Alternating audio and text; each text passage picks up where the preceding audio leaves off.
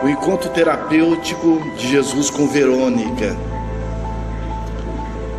Essa é uma daquelas passagens assim do Evangelho que encanta pela sua beleza e o seu testemunho. Imaginemos uma pessoa que nós amamos muito.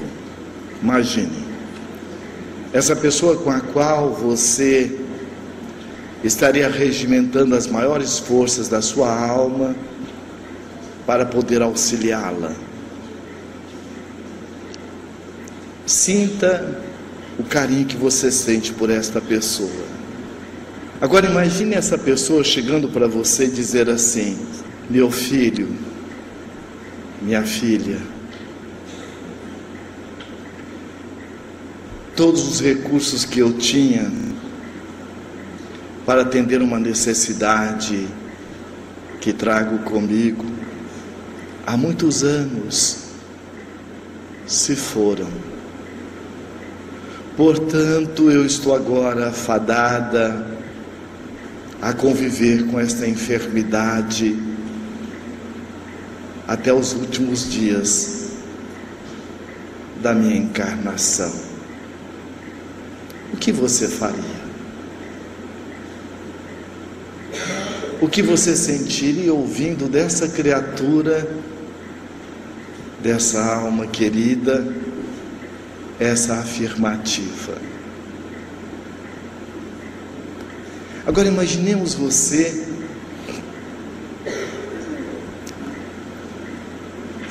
de repente encontrar alguém, ou alguém muito especial,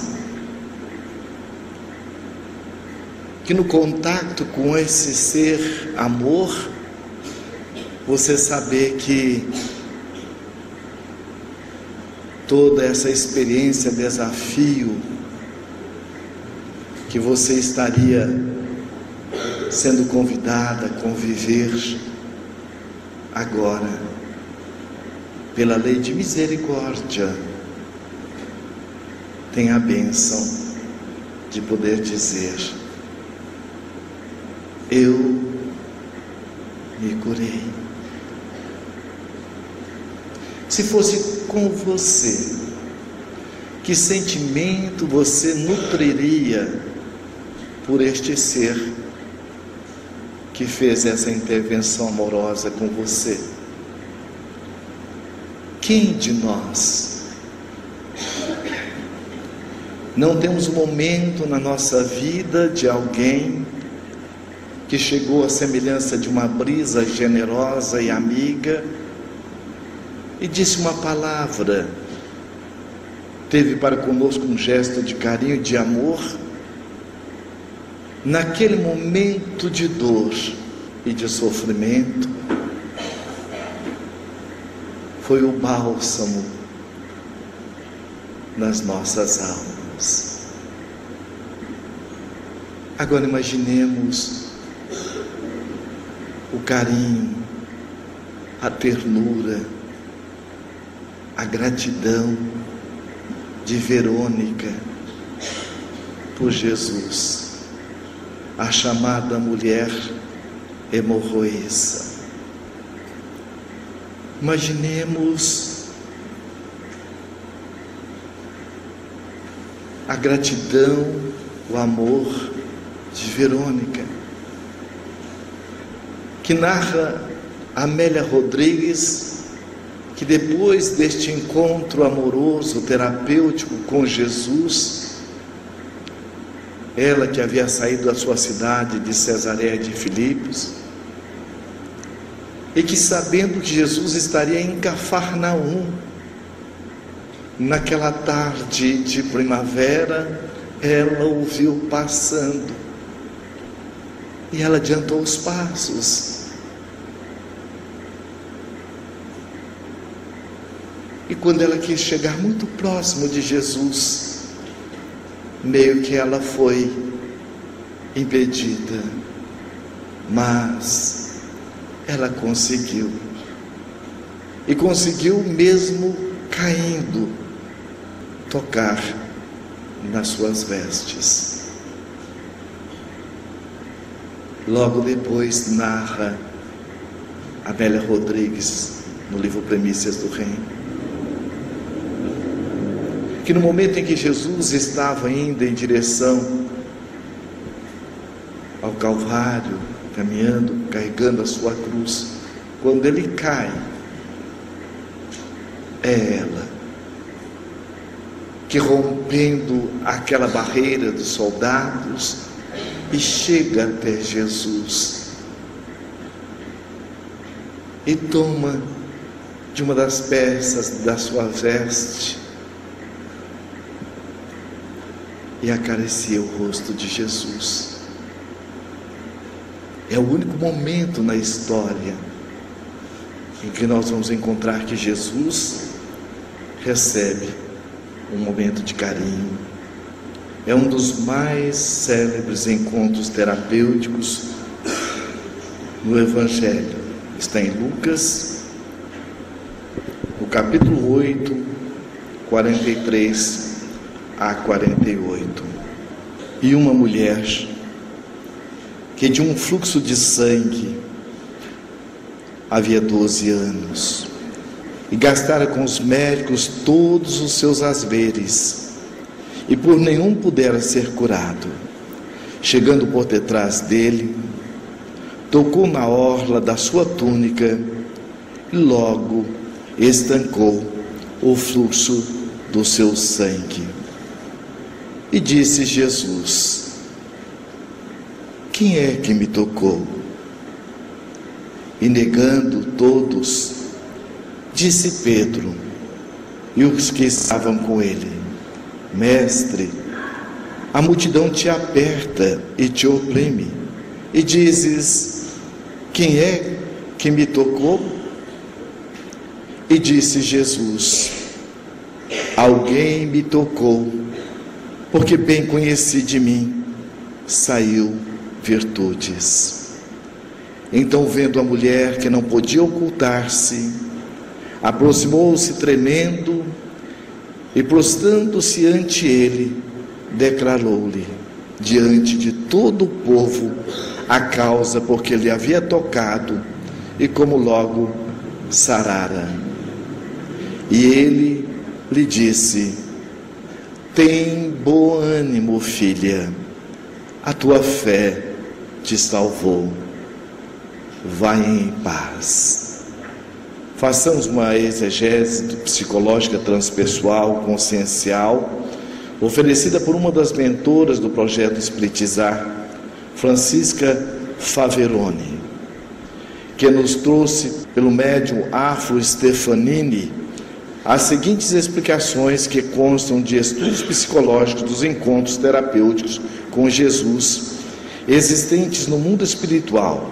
As ideias são de origem mediúnica, o texto é de contribuição do nosso Alírio.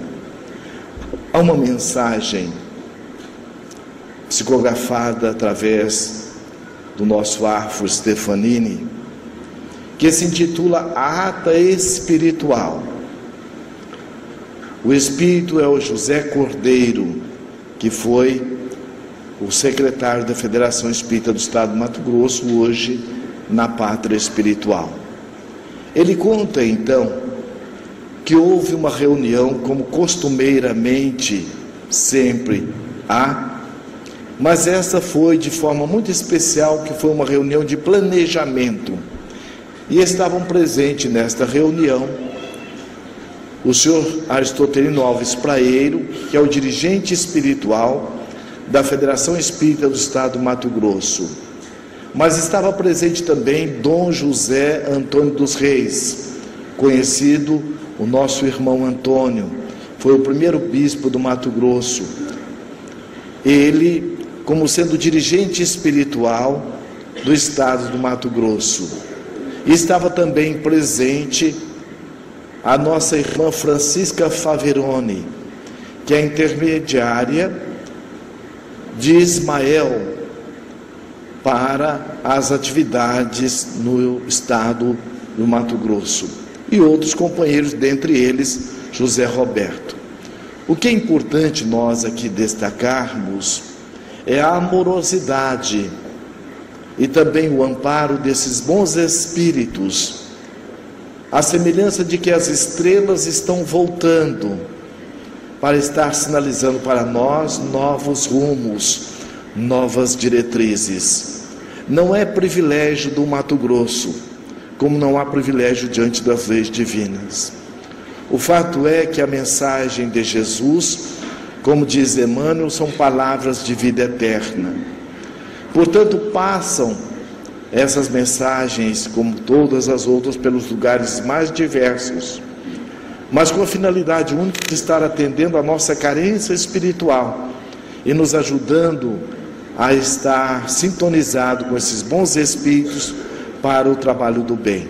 Essa passagem terapêutica que nós iremos refletir juntos, é fundamental que nós busquemos trazê-la para nós. Qual é o sentido para nós desta mensagem?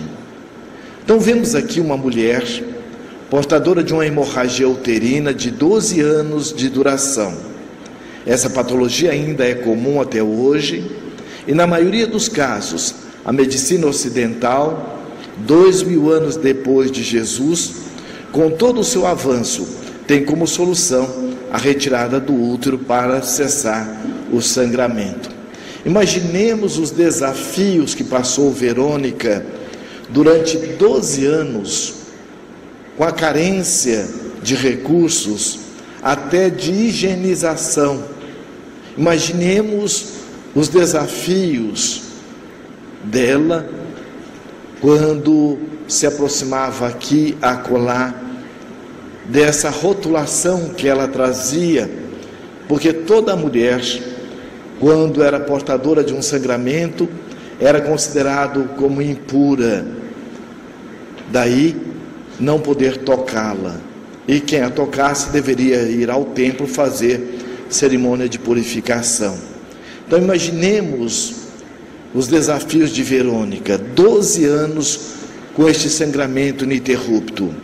Amélia Rodrigues coloca que ela era portadora de uma anemia permanente, com uma debilidade motora, uma dificuldade muito grande para poder também estar se locomovendo. Imaginemos então o momento deste encontro com Jesus.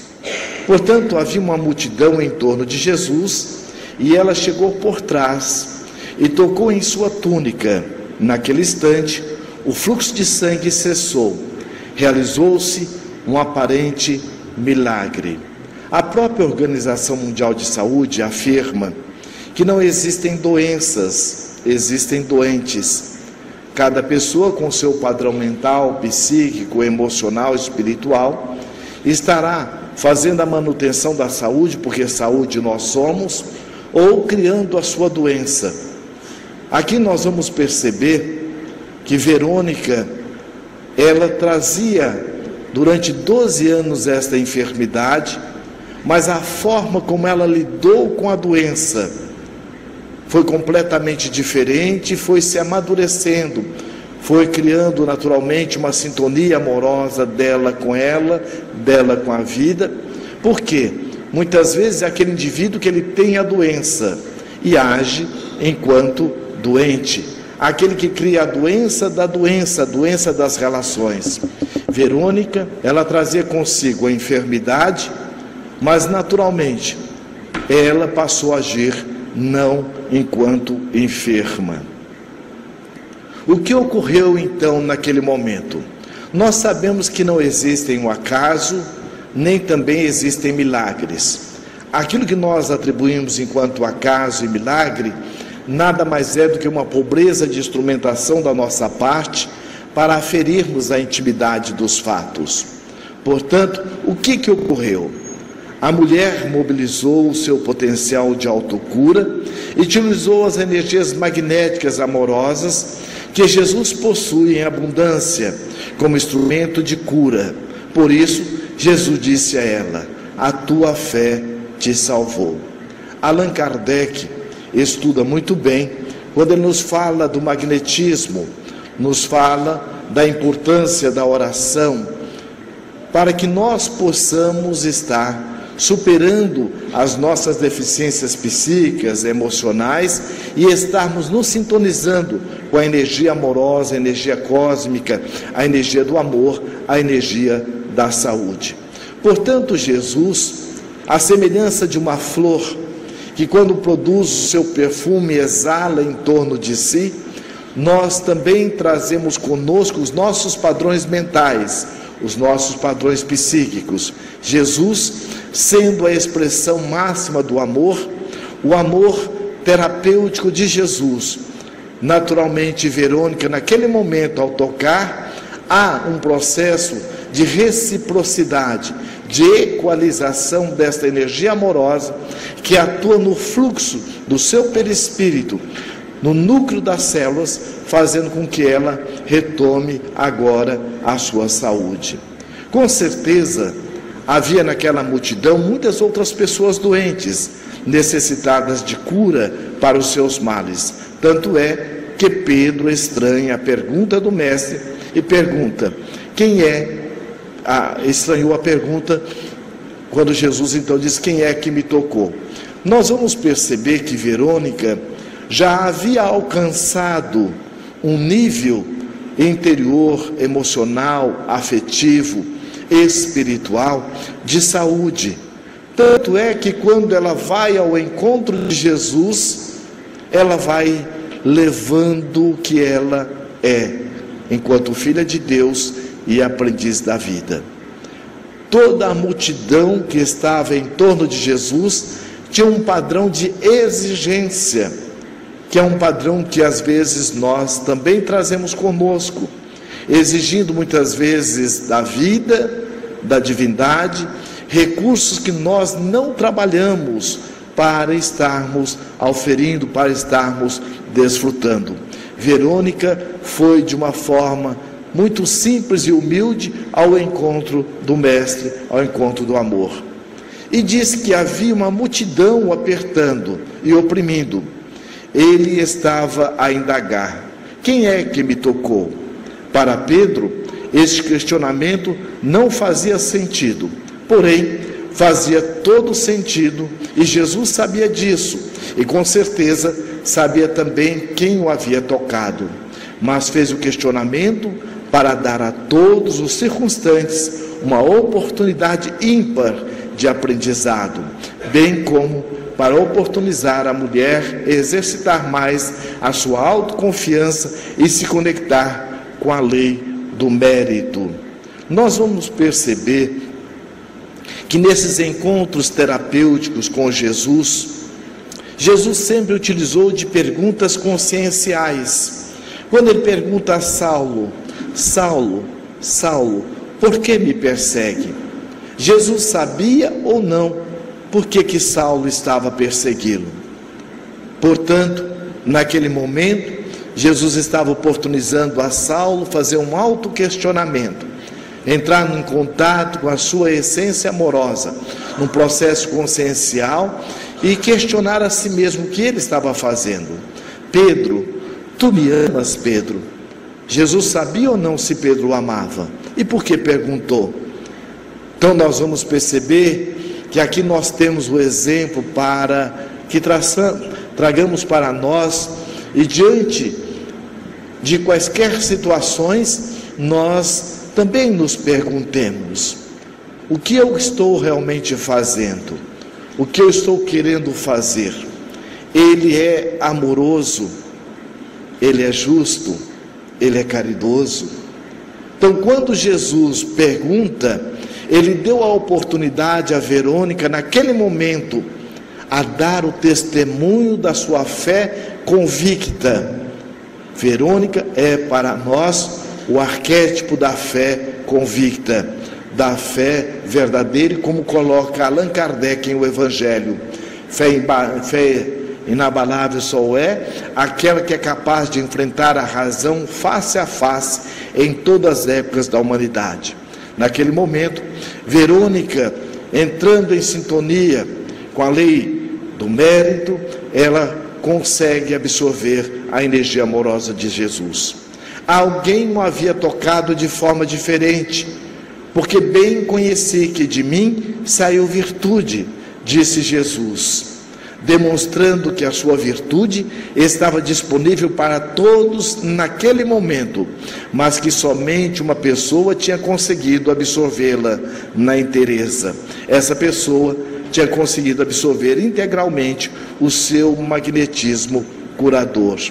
Quando Jesus então coloca que não cai uma folha de uma árvore sem que o Pai queira, sem que Ele saiba, quando Ele coloca também para todos nós, se um filho pede um pão, o pai dá uma pedra.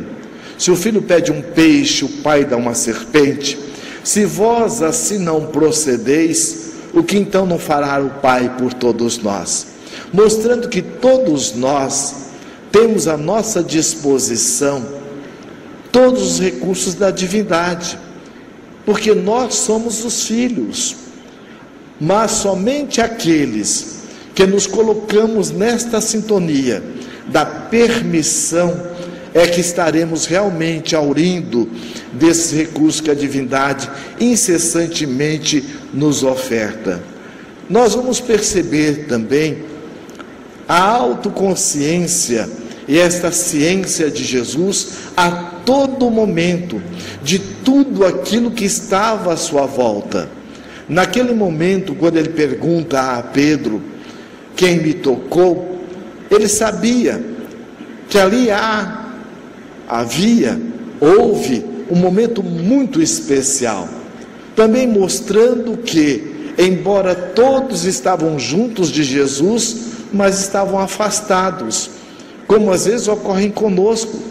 Nós às vezes estamos em contato com as oportunidades mais sublimes que a vida sucessivamente nos oportuniza, ao lado de um ente querido, muitas vezes numa relação conjugal, mas por nós não estarmos conosco ou casado conosco, nós não desfrutamos daquilo que a vida está nos oportunizando. Nós nos distanciamos, muitas vezes estando próximo. Então nós vamos perceber que Jesus aqui está nos mostrando que há uma diferença muito grande em estarmos juntos e numa sintonia, ou estarmos juntos e distanciados dessa energia amorosa que Deus e Jesus nos convida incessantemente. Aprofundemos um pouco mais no motivo da pergunta de Jesus: quem é que me tocou? Quando Verônica toca a túnica de Jesus, o mestre sente dele sair virtude, em razão dela estar em profunda conexão com a lei do mérito por causa da sua fé convicta. Joana de Ângeles, no livro Plenitude, ela nos afirma que a dor e o sofrimento só se faz presente quando o amor se fez ausente. Jesus coloca que o Pai quer não é a morte do pecador, é a morte do pecado. Aqui também vamos perceber que Verônica levou 12 anos para estar se trabalhando num processo de autoconscientização, de maturidade psicológica e espiritual, diante da situação, desafio em que ela se encontrava. Naquele momento em que ela toca Jesus, é o momento em que ela acessa, pela lei de permissão, a cura, que reflete no corpo em virtude da cura psicológica, emocional e espiritual que ela desenvolve consigo. Nesse movimento, todo o nível de exigência foi dissolvido. Portanto, Verônica, naquele momento, ela foi até Jesus, lhe ofertando aquilo que ela tinha de si. Ali estava a fé convicta plena, mas ainda faltava alguma coisa. Por isso é que quando o mestre recebeu o toque na túnica, ele parou, voltou-se e perguntou, para que ela assumisse: fui eu, Senhor, que te toquei. É um momento de testemunho. Não basta somente nós acreditarmos, é fundamental que nós busquemos vivenciar, testemunhar aquilo que nós estamos abraçando como roteiro de vida. Verônica, neste momento, diante de todos, ela assume a responsabilidade amorosa da sua decisão, da sua força da vontade, de poder estar agora diante de todos, dando o testemunho da sua fé. O que nos leva a conectar com a lei do mérito? Merecer, todos nós merecemos. O sol nasce para todos, para os bons, justos e injustos, disse Jesus. Agora, estar na sintonia do sol, somente aqueles que se propõem, porque às vezes eu me coloco na sombra do egoísmo, da vaidade, da presunção, e às vezes eu não me permito a desfrutar daquilo que é de todos nós, porque quando Deus nos criou, Ele nos criou com todo o seu DNA. Nós trazemos conosco todos os atributos da divindade, enquanto criaturas. Portanto, na questão 115 do Livro dos Espíritos, quando Allan Kardec então pergunta se fomos criados simples e iguais, né, bons e maus, ele responde simples e ignorantes. Nós vamos perceber que Jesus coloca tudo que eu faço, vós podeis fazer e muito mais, mostrando que todos nós potencialmente trazemos o mesmo potencial que Jesus. Portanto, é a lei do dever. Todos nós temos o direito de termos paz, todos nós temos o direito de termos tranquilidade, todos nós temos o direito de desfrutar a felicidade, é direito, mas todo direito tem um dever, da mesma forma que nós temos o direito de poder ter uma independência econômica, mas para que eu possa adquiri-la, é fundamental que eu trabalhe para isso. Então nós vamos perceber que a lei do dever é nós estarmos agora mergulhando em nós, num processo de autoconscientização e garimparmos em nós os valores que nós já somos. Ela, Verônica, foi convidada a se conectar com o dever consciencial de assumir a responsabilidade pelo seu ato. Mais ainda, todo o processo da cura foi permeado pela lei de misericórdia, que faz com que do mestre saia a virtude, ou seja, os fluidos salutares, para que ela se cure, porque ela se permitiu. Então nós vamos perceber que a lei de misericórdia, ela permeia a todo momento a nossa caminhada evolutiva. Verônica, nesse momento, ela, além de se permitir, ela vai estar entrando na sintonia da energia amorosa de Jesus, e há um processo nesse momento de equalização, de despertamento dos valores reais do Espírito que todos nós somos na nossa identidade essencial. E por que ela quem se curou? Quando Jesus, diante das curas que ele proporcionava que a pessoa efetivasse, ele sempre dizia: a tua fé te curou, mas não dizia que foi a falta de fé que gerou a doença, ou a dessintonia das leis divinas, da lei de amor, que vem gerar em nós a nossa enfermidade. Ela fez todo um trabalho íntimo para que recebesse a virtude que tem a ver com a energia amorosa do Mestre e com o fluido que a curou. Se nós atuarmos frente à lei do dever, para que tenhamos o mérito de todo o dever que realizamos, é importante refletir que o movimento para se acionar o mérito está em dissolver qualquer sentimento de exigência de resultado e se entregar completamente à misericórdia, porque se praticamos ações nas quais exigimos receber, a lei de misericórdia não consegue ajudar. Portanto, é da lei do trabalho que vai estar gerando o progresso. Portanto, não há a lei do privilégio.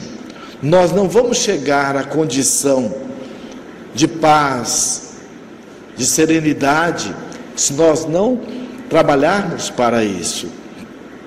Portanto, o que Verônica fez ao longo deste período foi um trabalho de introspecção, de autorreflexão consigo mesmo, na busca de entender, de compreender o que realmente estava lhe sucedendo.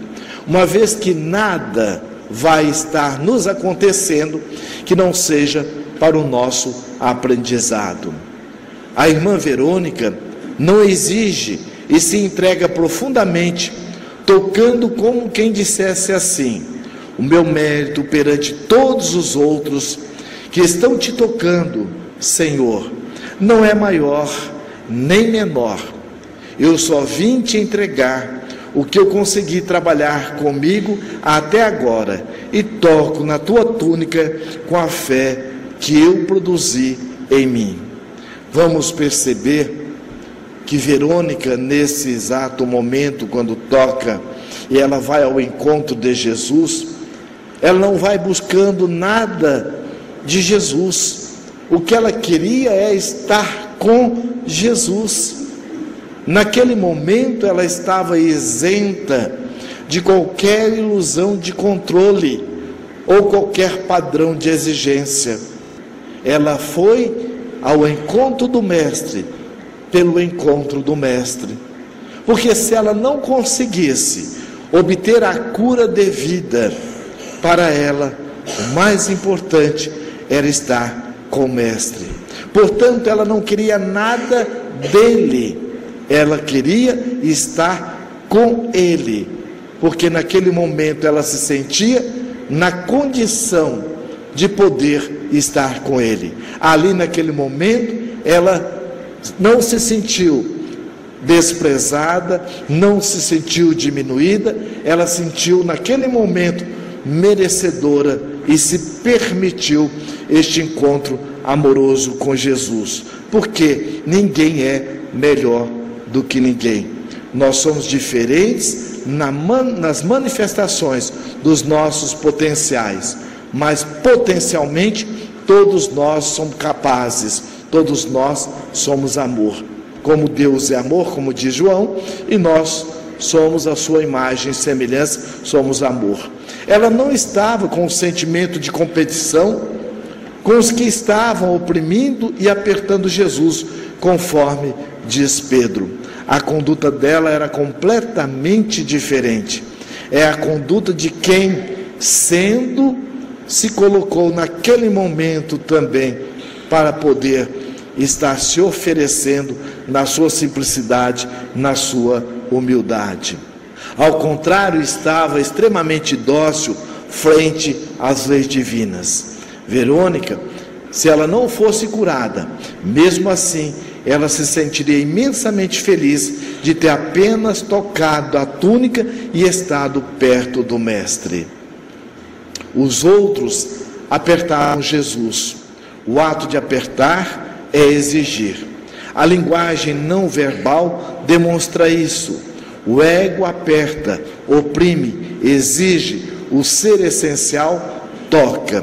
Nós vamos perceber que quando nós temos uma dificuldade de saber quem realmente nós somos, enquanto filho de Deus e aprendizes da vida, primeiro para conosco mesmo, quando temos também dificuldade de sabermos quem somos nas relações dos diversos papéis que desempenhamos, enquanto pai, enquanto mãe, enquanto profissionais, nós entramos num padrão de carência afetiva.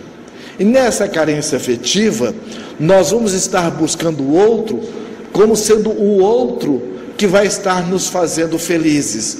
Pelo contrário, é uma conduta de insegurança.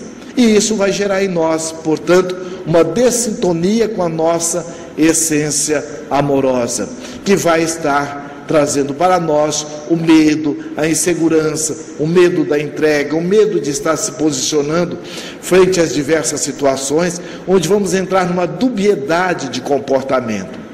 Agora, quando realmente, conforme Verônica, ela naquele momento, ela estava plenamente em sintonia consigo mesmo, numa atitude de profundo alto amor, ela se colocou diante do Mestre, o vendo realmente como sendo esse nosso irmão maior.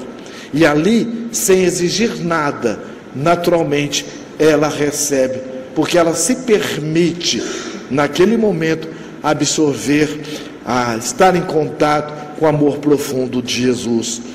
Essa é uma lição que vale a pena ser meditada, pois oferece a medida de nosso nível de humanidade frente às leis divinas e nosso nível de entrega à misericórdia de Deus, sempre possível de ser cada vez mais desenvolvida.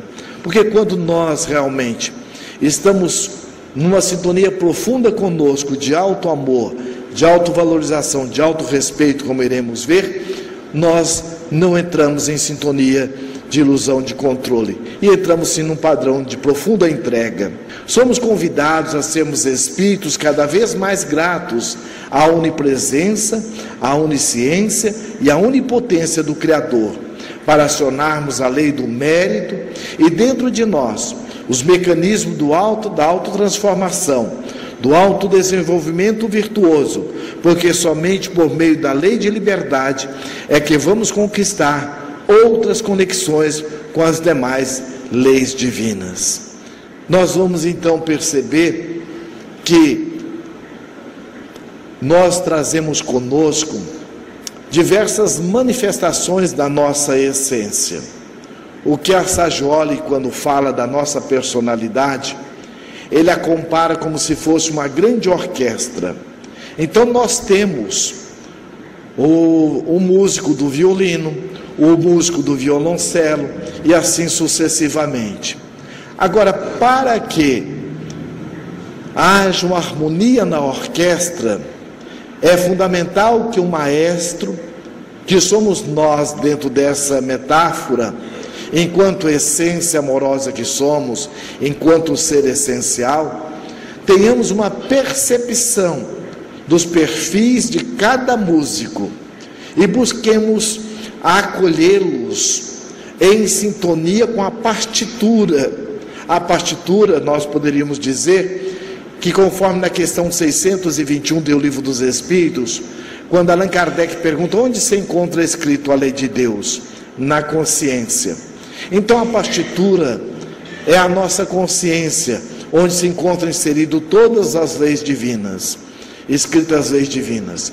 E a música é o nosso exercício em desenvolver as virtudes que se encontram em estado latente dentro de nós.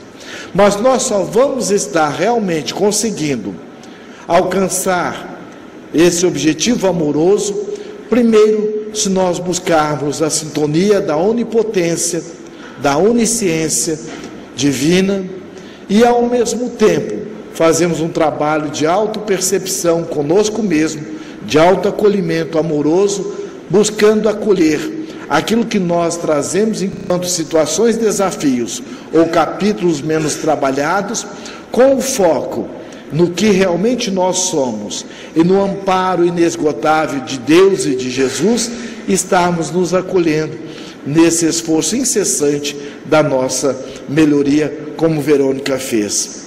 Vejamos que Verônica havia 12 anos e estava doente.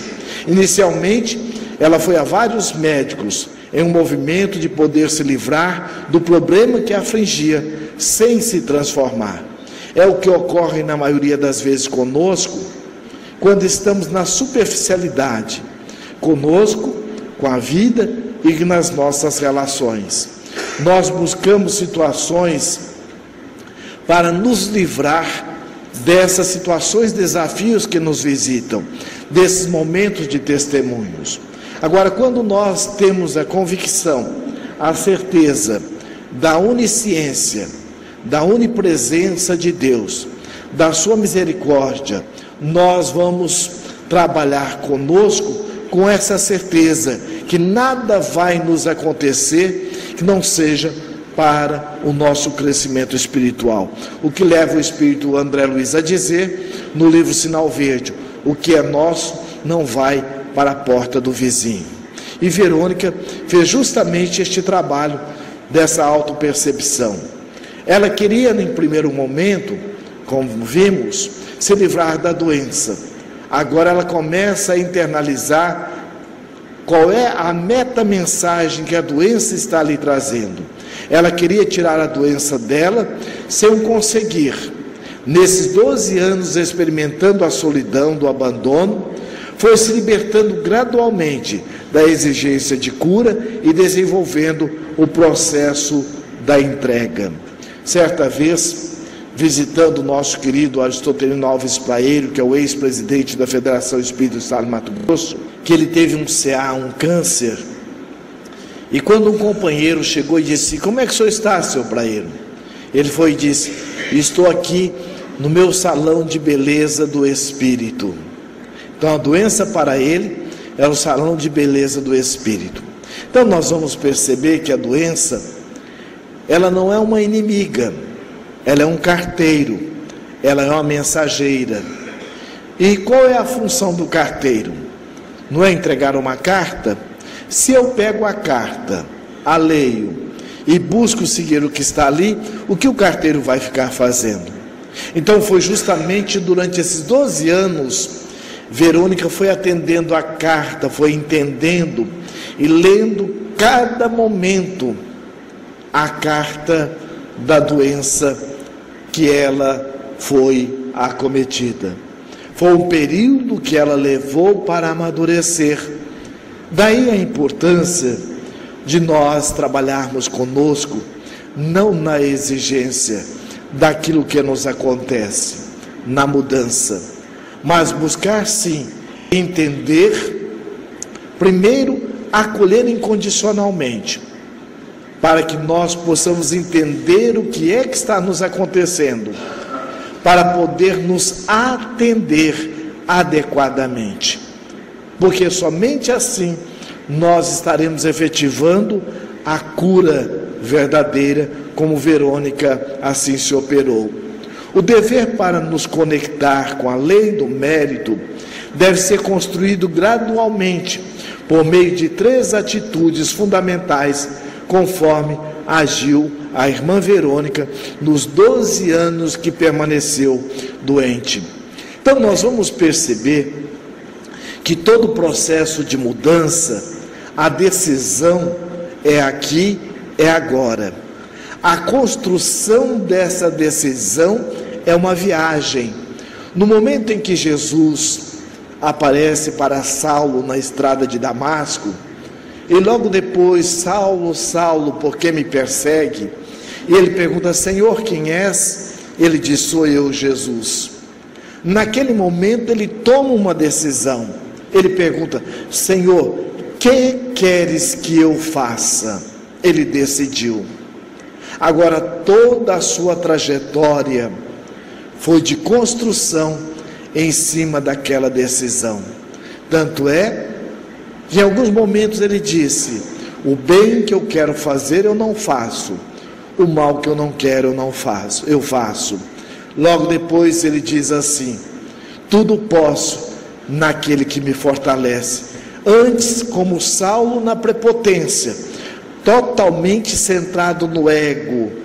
Logo depois ele foi trabalhando o ego evidente, o ego mascarado, e construindo agora essa sintonia profunda com o seu self, com o seu Cristo interno e com Jesus e com as leis divinas e as virtudes. Logo depois ele já tem condições de dizer: já não sou eu mais quem vivo, e sim o Cristo que vive em mim. Então daí nós vamos perceber a importância que tem de nós estarmos trabalhando paulatinamente a nossa mudança. O primeiro ponto fundamental da mudança é a vontade de reconhecer as nossas fragilidades para transmutá-las gradualmente. É nós buscarmos trabalhar conosco a nossa ilusão de controle.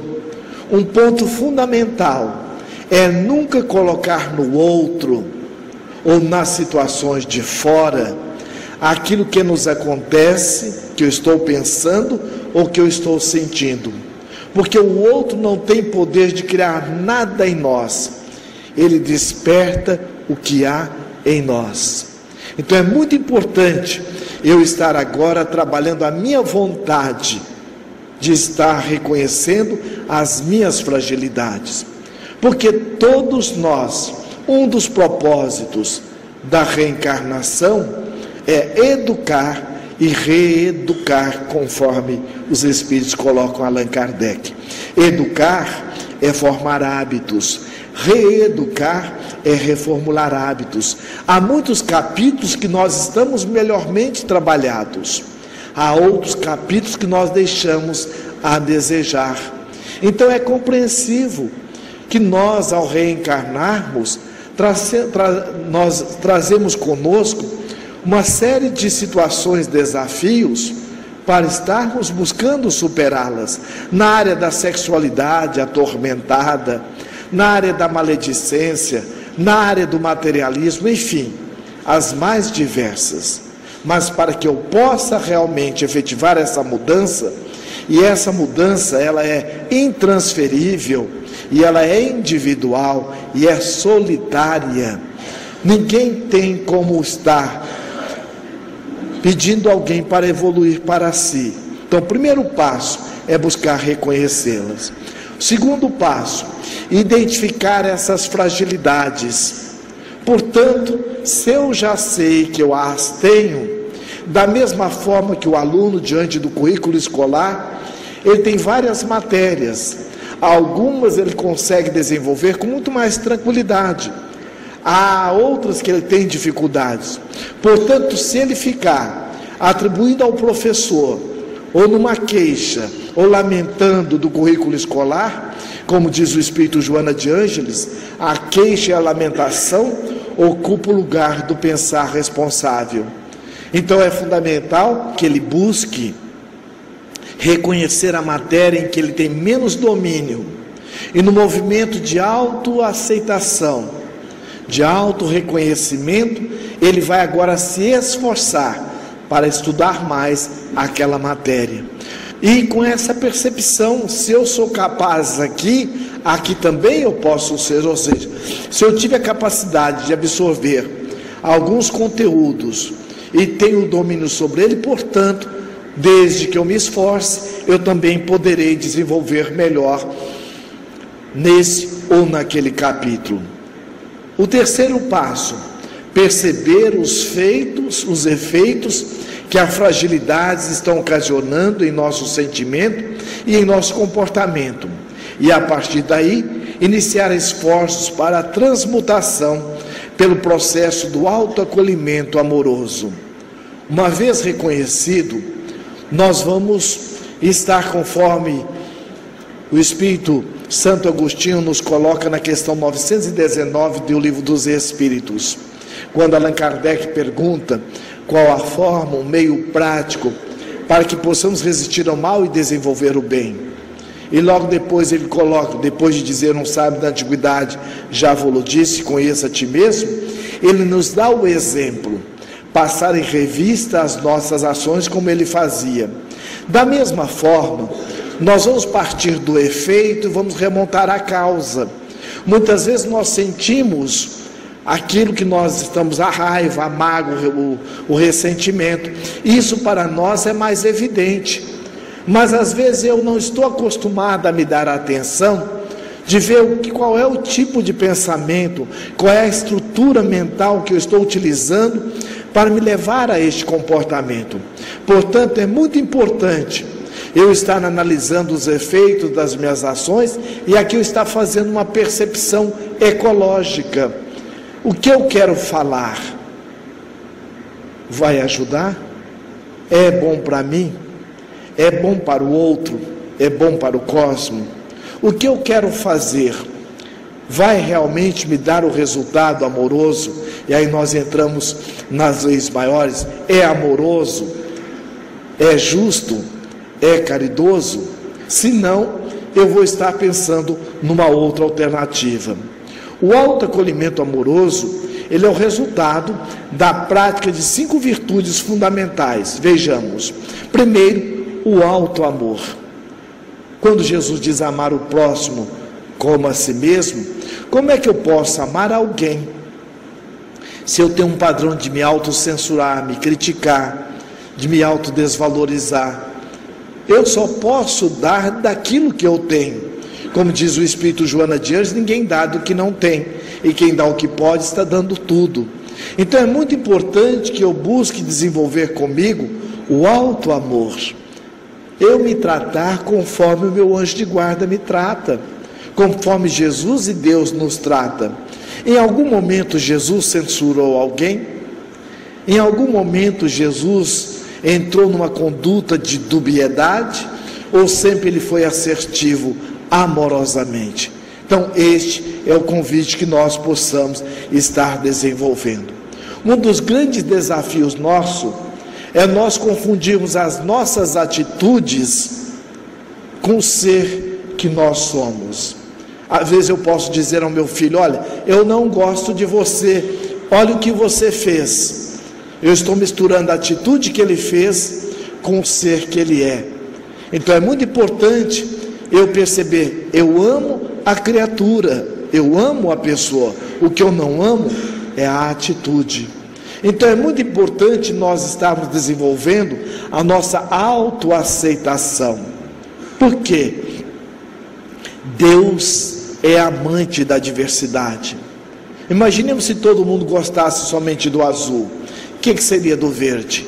E se todos só gostassem do verde, o que seria do amarelo? Mas todas as cores têm sempre um pouco de outra cor nela. Ou seja, Deus é amante do arco-íris.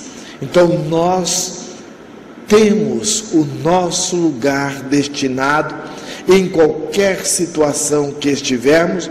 Portanto, somos nós quem nos incluímos, ou somos nós quem nos excluímos. E às vezes nós temos um padrão de não aceitação, porque nós começamos a nos comparar um com o outro. E para nós compararmos um com o outro, nós precisaríamos ter pessoas iguais. Iguais são objetos, coisas. E coisas a gente usa, estraga, joga fora. E gente, a gente ama. Quando? Quando se ama, porque ninguém pode dar do que não tem. Então a autoaceitação, ela é fundamental. E agora desenvolvemos conosco a autoconfiança. Quando Jesus nos afirma: tudo que eu faço, vós podeis fazer e muito mais. Verônica, quando aproximou de Jesus, veja que ela foi em direção à multidão, mas ela não foi ali como sendo num processo de comparação, mas de autopercepção de si mesma, num processo de autoconfiança, sabendo quem ela era para ela, quem é ela em relação à vida, a Deus e a Jesus.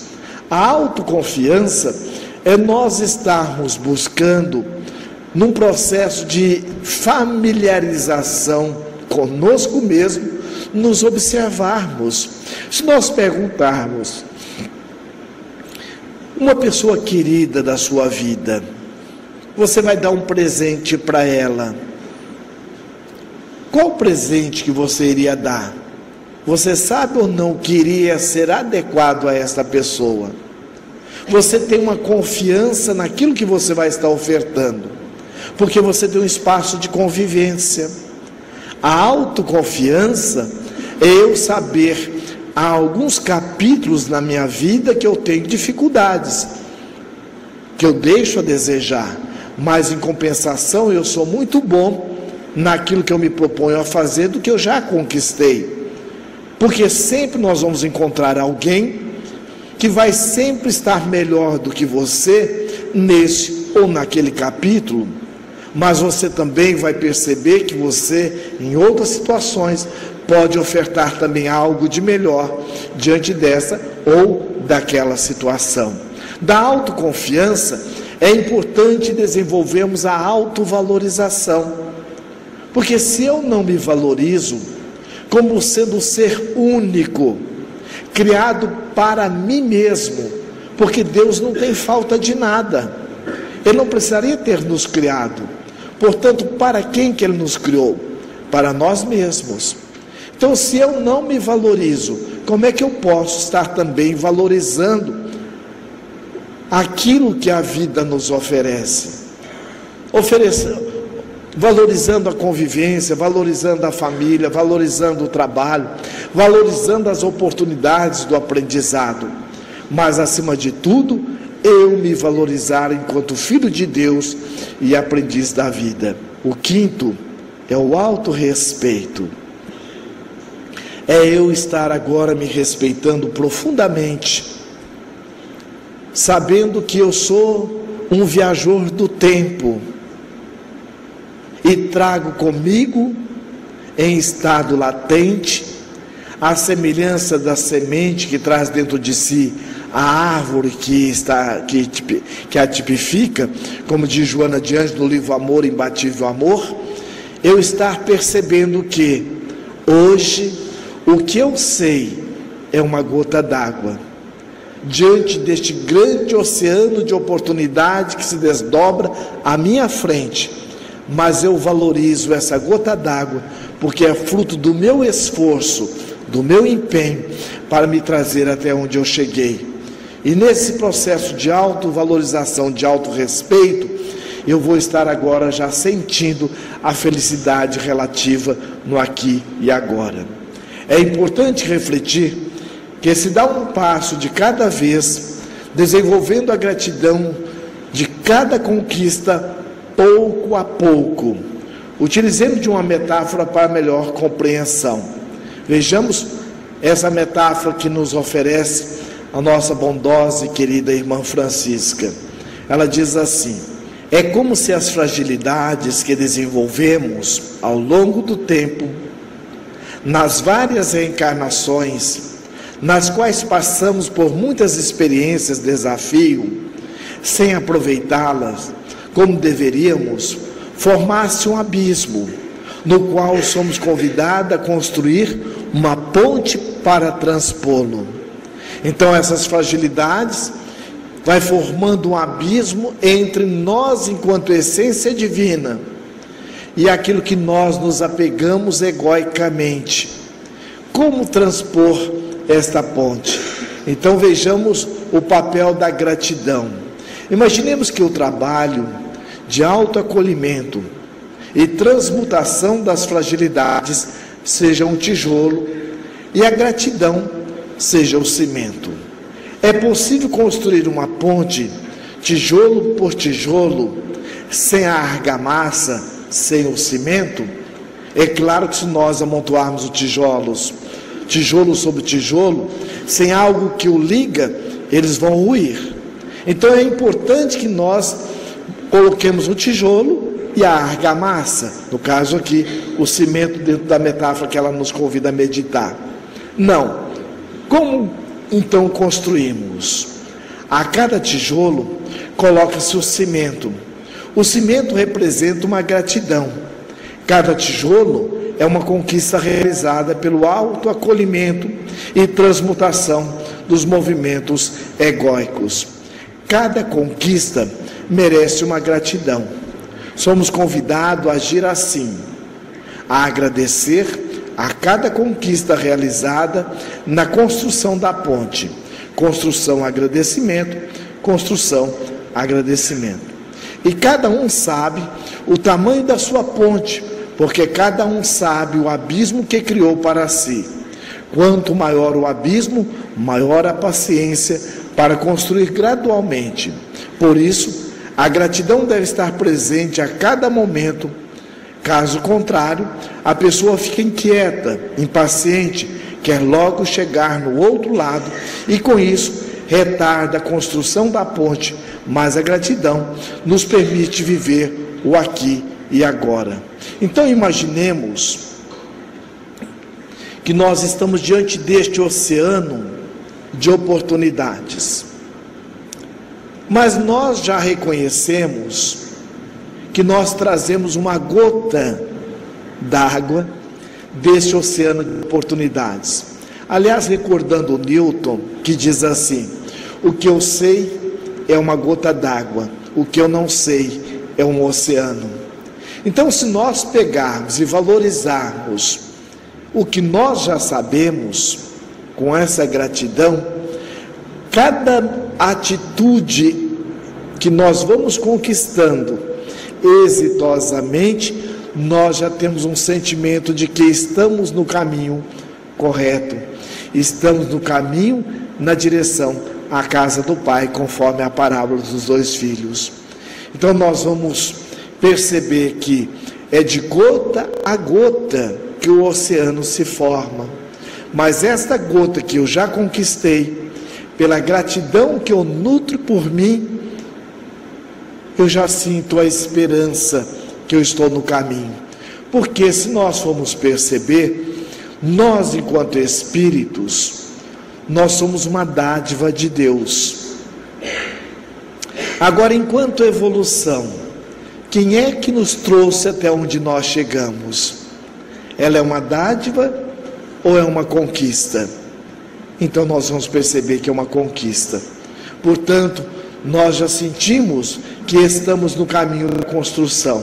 Portanto, somos convidados a sermos gratos a nós mesmos, a todas as experiências vividas, mesmo no estágio que estamos, para ver o quanto já conquistamos e, ao mesmo tempo, ter a consciência do mar de oportunidade que nos aguarda.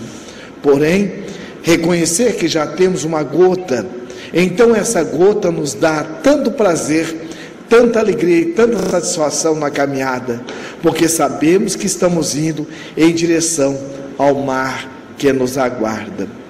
Reflitamos: se as leis divinas superiores do universo não se equivocam e a pessoa realiza exercícios amorosos de esperança, porque se sente um espírito imortal, filho de Deus, aprendiz da vida, quando algo circunstancial acontece que seja uma experiência desafio para ela, que sabe e sente que é um elemento cósmico da natureza divina, o que ela faz com essa experiência desafio no recanto mais profundo do seu coração?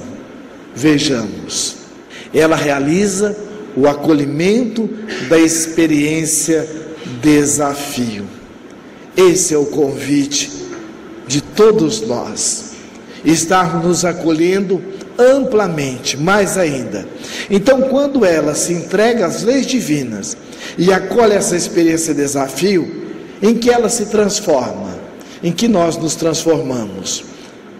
Em uma experiência aprendizado, na qual exercita a virtude. Então nós nos transformamos nesse aprendiz que estará trabalhando incessantemente essas experiências, desafios e fazendo o trabalho do desenvolvimento das virtudes, que é o convite para todos nós. É o que Jesus ensinou em todos os encontros terapêuticos que realizou. Ensinou aquela pessoa a aprender algo, conectando-se com as leis divinas e praticando as virtudes.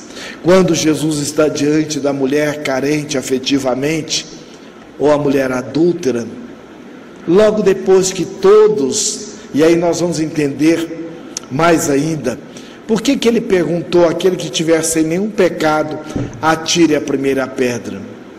Vejamos as perguntas conscienciais. E logo depois que todos saíram, Jesus pergunta àquela nossa irmã: cadê aqueles que lhe condenavam? E o que ela diz? Se foram, Senhor. E ele diz: eu também não lhe condeno.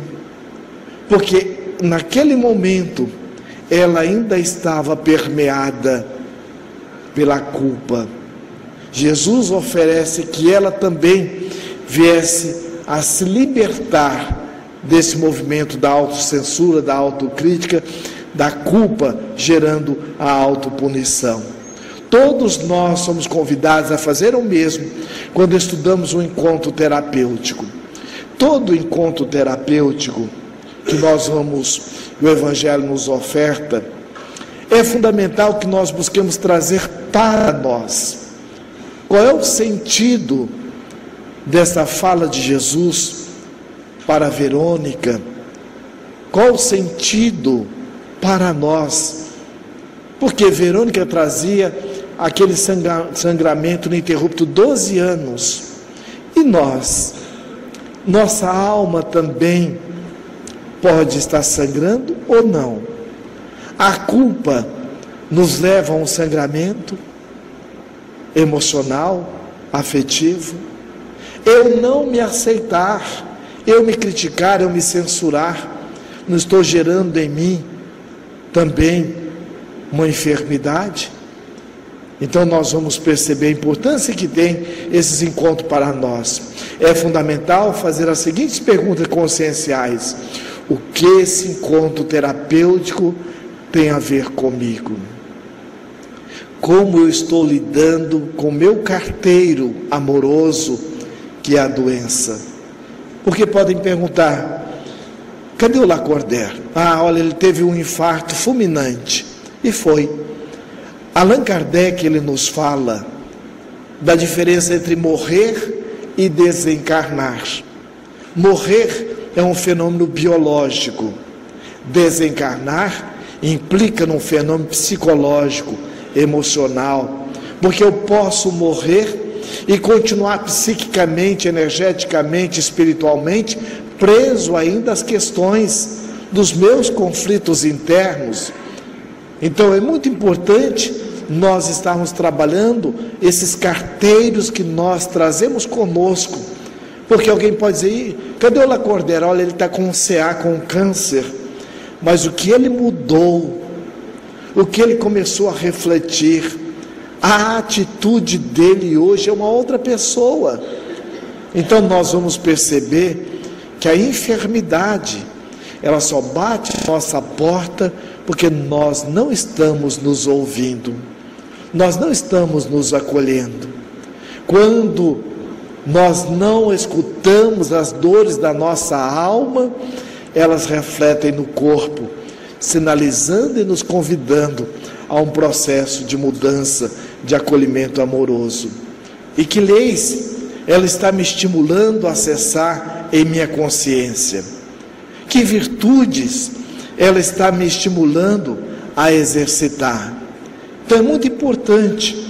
Aqui nós vamos perceber, numa atitude consciencial, nós irmos além do certo e errado, porque certo e errado é territorial, mas nós trabalharmos em sintonia com as leis divinas e com o desenvolvimento das virtudes. Diante da minha esposa, do meu filho, do meu trabalho, eu estar me perguntando: que virtudes eu estou sendo convidado a desenvolver nessa situação, desafio? Em que lei eu me encontro inserido neste momento, diante dessa situação? E nesse entendimento, nós vamos então construindo um novo ser, que todos somos convidados a efetivar. Somos convidados a fazer sair virtude do Mestre, e isso somente acontece quando nos colocamos em uma atitude de aprendiz, profundamente proativa e receptiva, como a de Verônica, com disposição para acessar a lei do mérito pela prática da lei do dever, exercitando a virtude do dever de reparar os nossos débitos, tornando-nos gradualmente virtuosos. Portanto, a todo momento nós somos convidados a entrar em contato com o nosso Cristo interno e acessar essas virtudes que todos nós já trazemos em estado latente, para que possam manifestar nas nossas ações diárias. Quando Jesus nos coloca: não nos inquieteis, pois pelo dia de amanhã, porque o dia de amanhã cuidará de si mesmo, basta a cada dia o seu fardo. Jesus, este homem incomparável, conforme diz Ernesto Renan, ele é tão grande que a história da humanidade não o coube. Ele a dividiu antes dele e depois dele. Jesus está até hoje caminhando pela Damasco da nossa vida, se oportunizando a tocá-lo, como Verônica tocou. Conta-se que ele era um jovem protestante que emocionava multidões. E numa dessas turnês em que ele estava desenvolvendo, aproximou dele uma senhora dizendo: eu tenho tudo que o dinheiro pode comprar, mas não tenho paz. Eu tenho o câncer da tormenta da culpa na minha alma. Eu quero conhecer esse Jesus que você fala com tanta ternura e carinho. E ela passou a acompanhá-lo. E ela percebia que após as preleções ou nos intervalos, o jovem pastor saía e buscava alguém na primeira fila. E com aquela senhora ele confabulava. Tinha momentos de sorriso, e às vezes ela enxugava o seu suor, e percebia uma certa afetividade. Aquela mulher que queria realmente amar Jesus, mas que ainda trazia na alma a chaga da inveja. Ela aproximou daquela mulher com quem o jovem protestante e pastor dirigia e disse: o que você é dele? Ela foi e disse: dele eu não sou nada. Mas como você não é nada dele, tem toda essa intimidade, ele vem sorrindo sempre para você. Eu estou na condição de esposa dele. Ela deu um passo para trás e disse: é impossível. Como é que pode você ser esposa dele? Veja, ele tão jovem, bonito, cortejado pelas mulheres mais bonitas do salão. Você não tem inveja dele? Eu disse: não.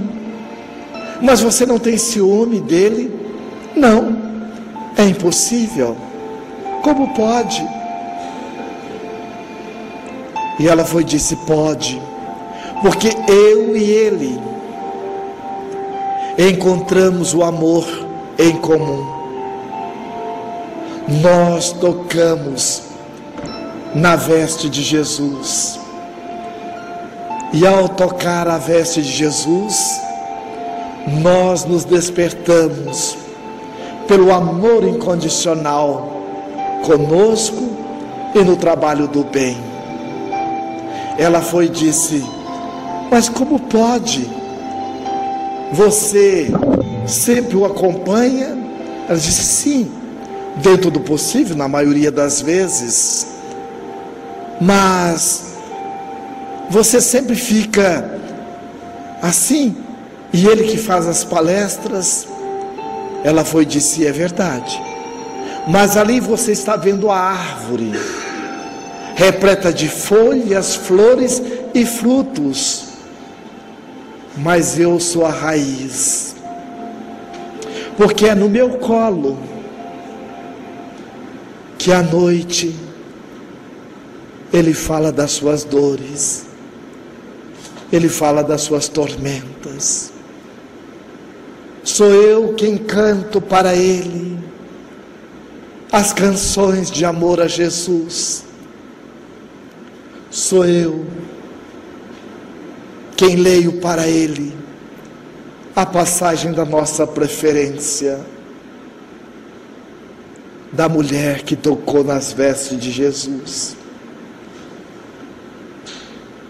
Portanto, eu sou quem sou e feliz pelo que sou, e tenho a alegria e a felicidade de dividir com ele aquilo que eu aprendi com Verônica, porque a cada momento, a cada instante em que nós viajamos, nós nos aprendemos juntos, temos a sensação de estarmos diminuindo o calvário dos nossos irmãos em Jesus e enxugando o rosto de Jesus com a palavra de amor. Que nós sejamos as raízes, como Verônica soube se comportar e despertar nela, porque naquela noite trágica do Calvário, Maria, Joana de Cusa, e lá também estava Verônica, vendo o amor não amado passando, e foi nesse momento em que ele cai, que ela tira as vestes, a peça e lhe enxuga o rosto. Lá fora há muita dor, há muito sofrimento, há muitas mulheres hemorroísas, moralmente falando, homens, mulheres, e este é o momento para que todos nós toquemos em Jesus e ouçamos na acústica da nossa alma: quem me tocou, quem me tocou, e sejamos aquele: fui eu, Senhor, fui eu, porque eu sabia, se pelo menos tocaste nas suas vestes, eu me curaria. E ouçamos Jesus dizer à Verônica da nossa alma: vá em paz, a tua fé te salvou. Que Ele nos abençoe e guarde em paz. Nós vamos agora convidar a todos a uma viagem interior.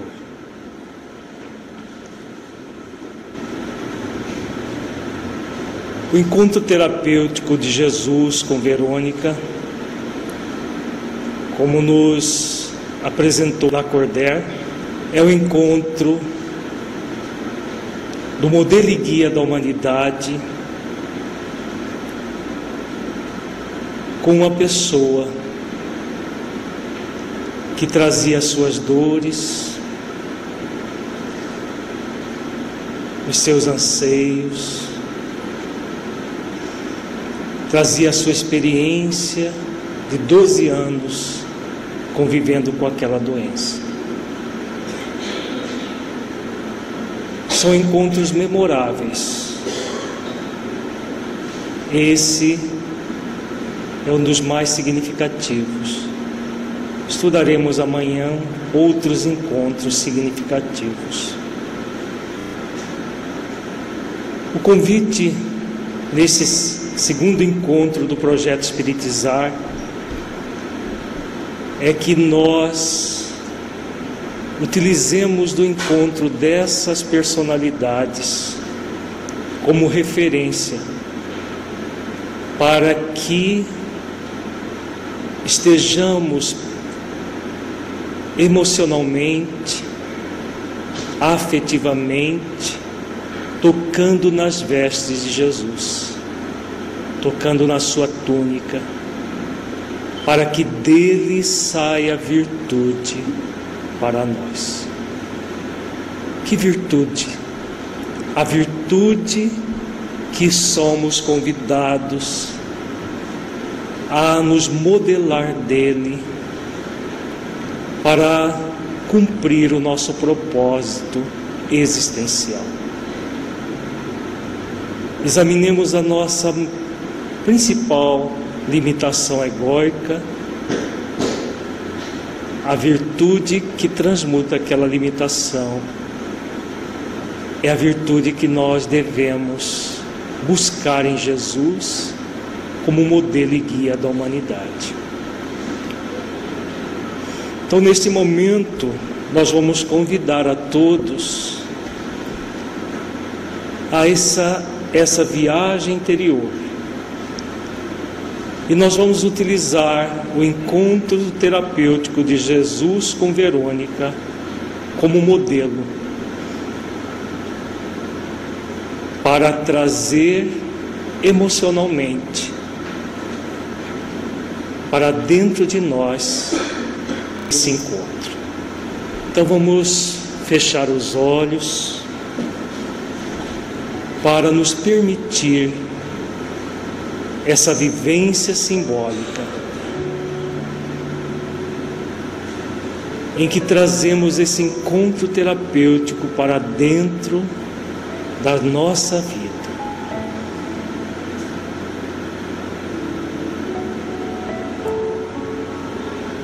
Respiremos profundamente,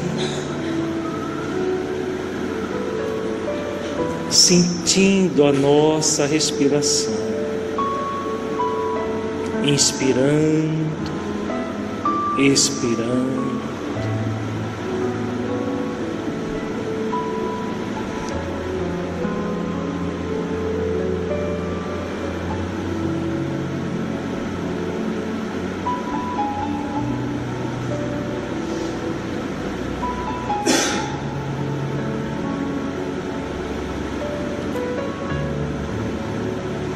E a cada expiração vamos sentindo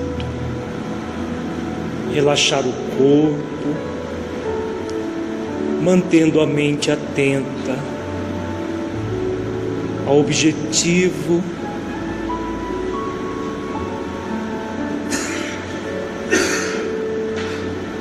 de aprofundar em nós mesmos este encontro terapêutico. E agora visualize a seguinte cena: uma multidão barulhenta e aflita, feita de doentes de toda ordem. Essa multidão está em volta de Jesus, ao ponto de você não se conseguir vê-lo.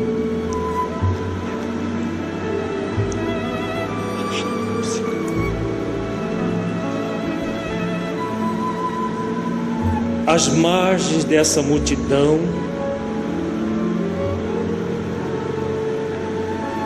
uma mulher vestindo panos brancos e grossos, segurando uma bolsa de pano na altura do ventre, esforça-se para alcançar o Mestre, envolto a multidão de pedintes.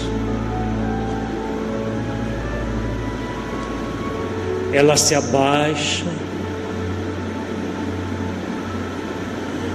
para que, no meio daquela multidão, pudesse encontrar uma brecha para ir até o Mestre. Há um intenso brilho nos olhos dessa mulher, contrastando com seu semblante sofrido, marcado pela anemia. Essa mulher vai se aproximando cada vez mais do centro da multidão, onde está Jesus, o Messias, o grande médico de almas. É nesse cenário que se encontra Verônica, a chamada mulher hemorroísa. Essa mulher doente, que raramente sai de casa por vergonha de sua enfermidade, vista como suja e indigna em uma sociedade machista e patriarcal, que vê a mulher portadora de um sangramento como impura e intocável. Mas essa mulher traz uma profunda esperança no porvir, Ela é tomada de imensa fé convicta de que o Messias iria curá-la. Ela tem noção das causas de sua doença e que ela reside em sua intimidade. Nesses 12 anos, ela meditou muitas e muitas vezes sobre a